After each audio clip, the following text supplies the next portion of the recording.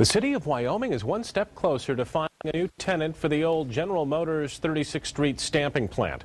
Tonight, the city council approved some key steps moving forward. 24-Hour News 8's Mark Thompson was there, and he joins us live from the old plant site. Mark? Brian, this plant closed back in 2009, but before a new company can move into this site, it's got to be torn down and any of the contamination removed. And the city of Wyoming got its ducks in a row to make that happen tonight.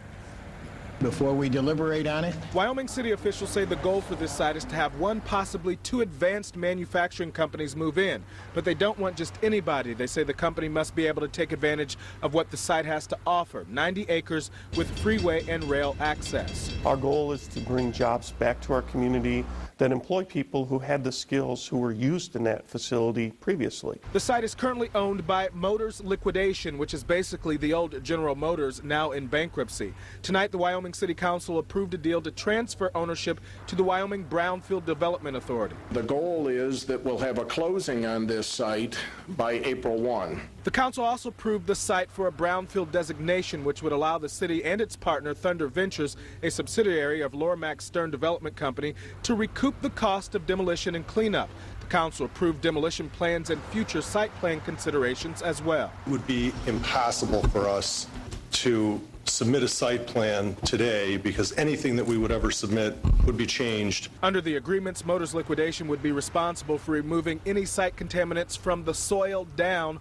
while Thunder Ventures would be responsible for removing any above ground contamination at the site.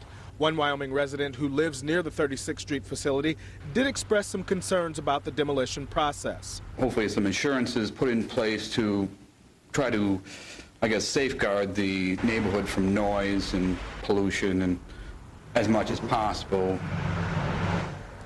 And the developer says that no demolition will begin until they meet with state environmental officials and the residents who live in this neighborhood to address any concerns.